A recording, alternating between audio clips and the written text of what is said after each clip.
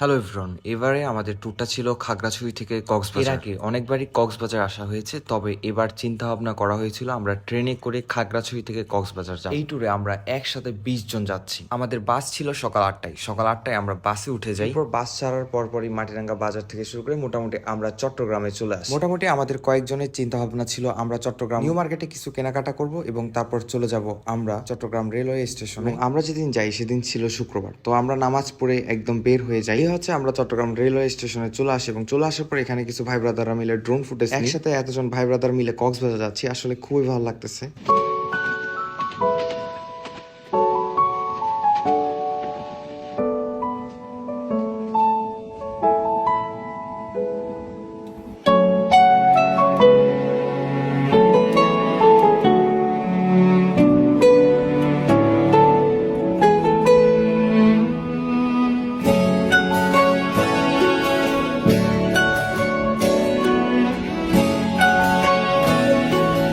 দেখতে দেখতে ট্রেনে করে আমরা কক্সবাজার চলে আসি, কিন্তু ড্রোনটা আমি ফ্লাই দিতে পারি নাই আসলে রেস্ট্রিক্টেড এরিয়ার থাকার কারণে।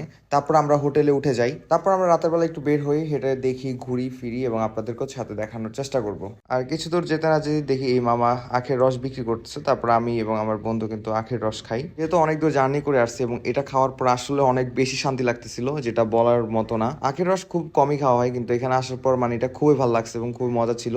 তারপর আমরা বিচের দিকে যাই, যাওয়ার পর দেখি এই মামা ঝালমুড়ি বিক্রি করতেছে, তারপর আমরা আবার ঝালমুড়ি খাওয়া শুরু করি। আর কক্সবাজার দেখতে হইলে অবশ্যই আপনাকে কক্সবাজার আসতে হবে, যেহেতু আমরা রাতে আসছি, সো আগামীকাল অবশ্যই আপনাদের দেখানোর চেষ্টা করবো। ভালো থাকবে, নেক্সট ভিডিওর জন্য অপেক্ষা করেন।